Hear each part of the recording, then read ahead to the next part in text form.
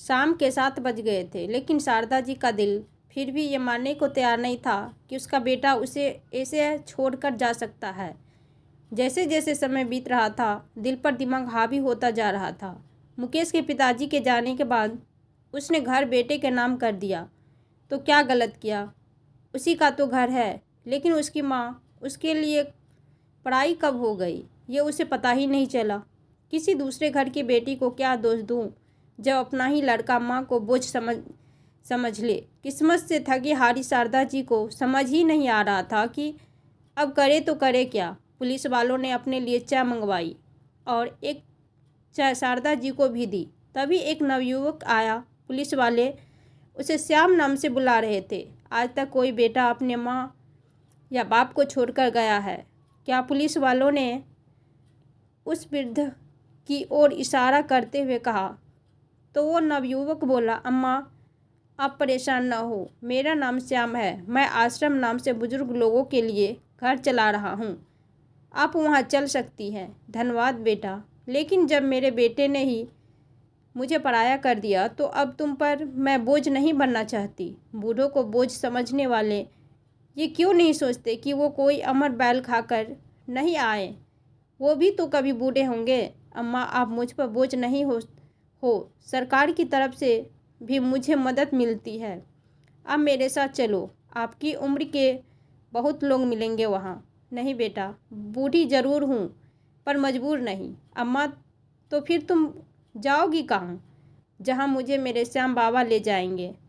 तो पुलिस वालों ने कहा, अम्मा ऐसे तो हम तुम्हें नहीं जाने देंगे। घर का या किसी रिश्तेदार का पता तो दो, तुम्हें वहाँ छुड़वा देंगे। नहीं तो फिर आपको श्याम के साथ ही जाना पड़ेगा। जब बेटे ने ही अपनी माँ को इस हालत में अकेले छोड़ दिया तो किन रिश्तेदारों का नाम बताऊं? शारदा जी ने मन में सोचा और फिर बोली, बेटा मेरी एक बहन है, उसका पता जैसे ही याद आ जाएगा तुम्हें बता दूंगी। शारदा जी ने झूठ बोल दिया। अगर सच बोलती तो उसे श्याम के साथ जाना पड़ता और स्वाभिमानी शारदा जी को यह मंजूर नहीं था कि किसी की दया पर जिए। उसकी साड़ी में कुल 700 रुपये बंधे थे। उसने 100 रुपये निकाल कर श्याम को दिए और कहा, बेटा मेरे खाने के लिए कुछ ले आओ, शायद खाकर थोड़ा दिमाग चले और मैं अपनी बहन के घर का पता याद कर पाऊँ।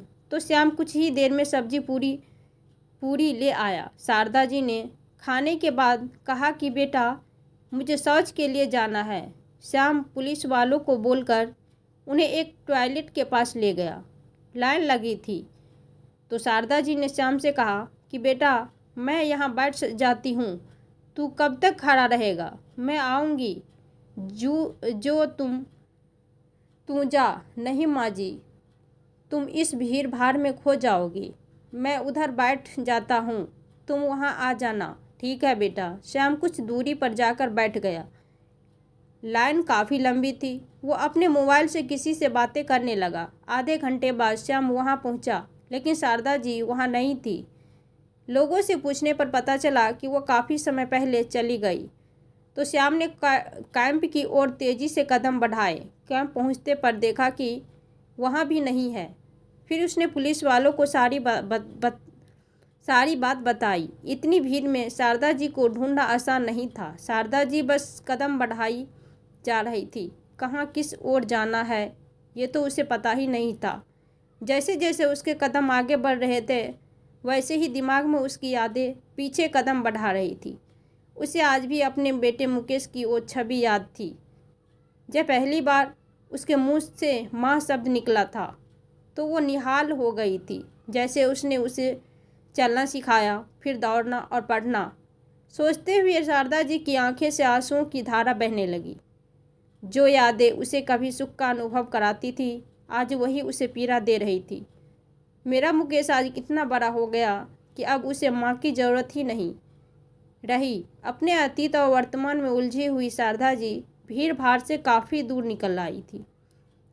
अब पैर भी साथ नहीं दे रहे थे। सड़क के किनारे एक बड़ा सा पत्थर था।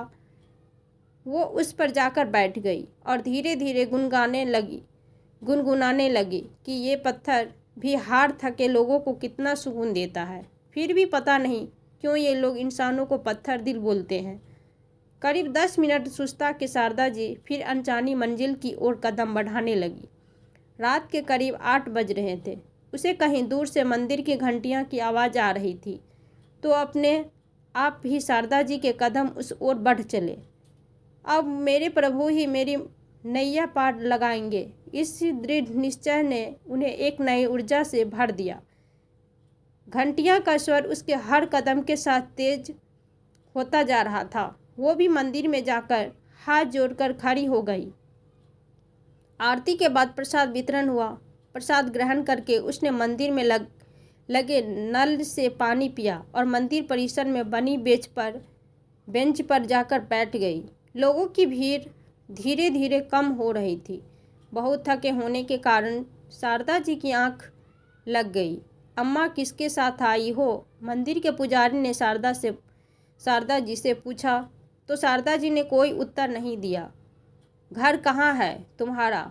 घर नहीं है, उसने धीरे से कहा। तो पंडित जी बोले, अम्मा जी आप ऐसे यहाँ पर तो नहीं रह सकती हो। तो शारदा जी ने कहा, आप परेशान ना हो पंडित जी, मैं कल सुबह यहाँ से चली जाऊँगी। तो पंडित जी वहाँ से चले गए और जब सुबह आए तो देखा बेंच खाली थी। शारदा जी पहले ही जा चुकी थी।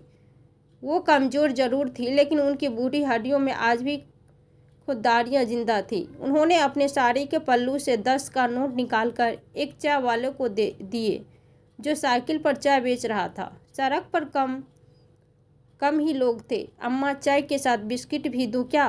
कितने का है? 5 की चाय और 5 का बिस्किट। ठीक है बेटा, दे दो। चाय लेकर शारदा जी कोई साफ सुथरी जगह देखने लगी, जहाँ बैठकर वो चाय के साथ बिस्किट खा सके। शायद चाय वाला समझ गया कि वो क्या देख रही है। उसने कहा, अम्मा 10 कदम की दूरी पर एक बगीचा है, वहाँ बैठकर आराम से चाय पीना।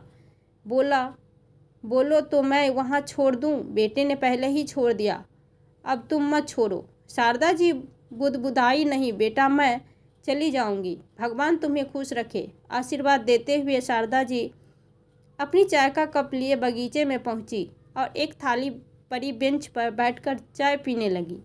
चाय पीने के बाद वह लोगों को देखने लगी। सब कानों में तार डाले चल रहे थे, तो कोई दौड़ रहा था, लेकिन एक दूसरे से बातें नहीं कर रहे थे। गांव में तो कोई एक दूसरे से बिना राम राम कहे नहीं जाता। हालचाल तो पूछ ही लेते हैं। ये शहर के लोग कितना बदल गए हैं। शारदा जी मन ही मन बुदबुदाई। धीरे धीरे पार्क में मॉर्निंग वॉक करने वाले लोगों की भीड़ कम होने लगी। तो शारदा जी सोचने लगी कि अब तो वहाँ जाए कोई मंजिल होती तो दूसरों की तरफ वो भी उस ओर चल देती। कुछ सोचकर वो उठी, सूर्य देवता को नमस्कार किया और अपनी मंजिल किस्मत पर छोड़कर बस कदम बढ़ाने लगी। दिमाग में बस यही चल रहा था कि इन रुपयों के ख़त्म होने के पहले कुछ काम ढूंढना है, पर कैसे और क्या काम, ये सब उससे समझ नहीं आ रहा था। बस शांत मन से अपने कदम बढ़ाती रही और अपने पोते दक्ष को याद करने लगी कि 14 साल का हो गया, लेकिन अब भी मुझसे जब तक कोई कहानी नहीं सुन लेता सोता नहीं था।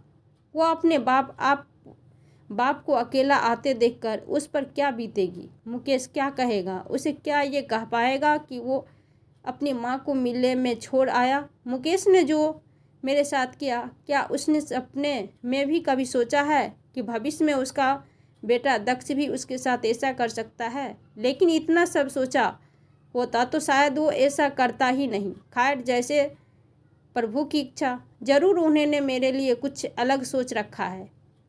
चलते चलते शारदा जी न जाने क्या क्या सोच रही थी। तभी उन्होंने देखा कि कई बच्चे एक बिल्डिंग के अंदर जा रहे थे। तो शारदा जी वहीं खड़ी होकर बच्चों को निहारने लगी। बच्चों को की तेज आवाज़ से शारदा जी का ध्यान उनकी तरफ खींचा चला गया। कुछ बच्चे एक चाय की टपरी जैसी कच्ची दुकान पर खड़े थे और उस चाय वाले से कह रहे थे कि क्या पांडे जी कितना इंतज़ार करवाओगे? पराठे के लिए 10 मिनट से तो खड़े हैं। बस बेटा, रमेश आने वाला होगा। इस हरामखोर को भी धंधे के वक्त उल जलूल काम याद आते हैं। 2 मिनट की कहकर गया, अब तक नहीं आया।